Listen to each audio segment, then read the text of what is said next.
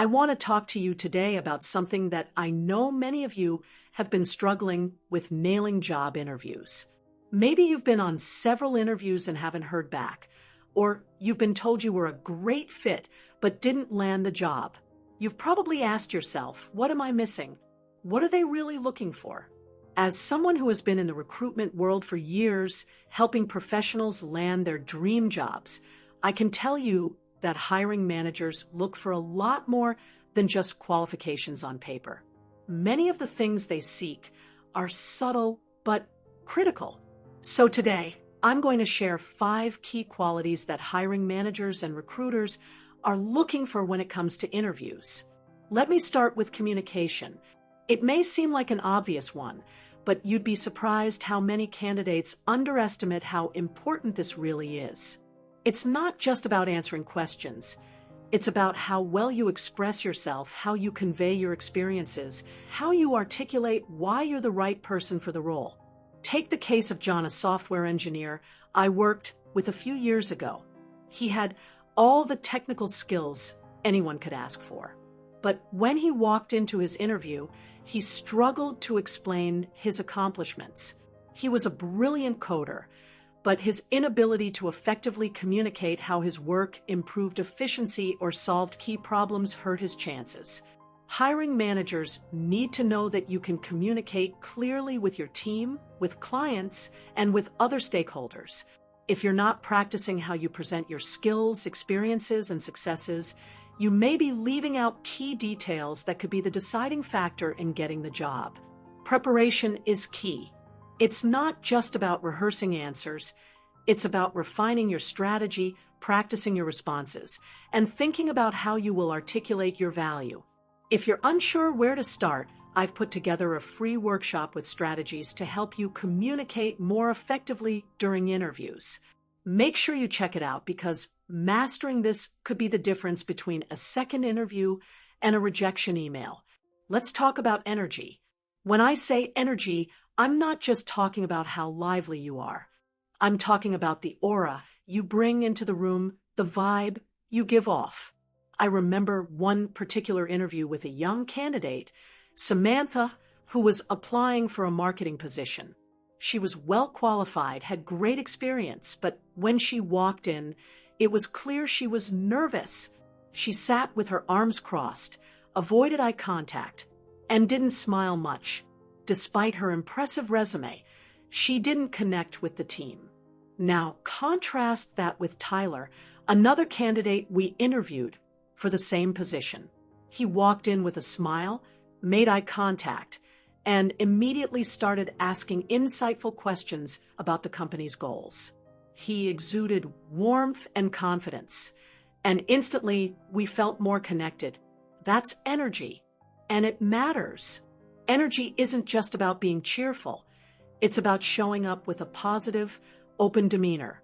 Hiring managers want to know that you can bring positive energy to the workplace, that you're someone people want to collaborate with. And if you're feeling anxious or stressed during the interview, it can be hard to project the kind of energy they're looking for. Before your interview, try some breathing exercises or take a walk, whatever helps you feel calm, centered, and in your element. When you feel comfortable, it's easier to showcase that positive energy that will make you stand out. Next up, fit.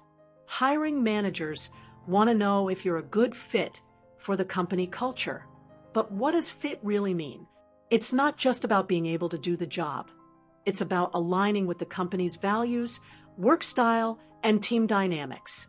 Take a look at Google, for instance. They have something they call Googliness. It's not just about being smart. It's about being someone who embraces their culture, collaborative, innovative, and adaptable.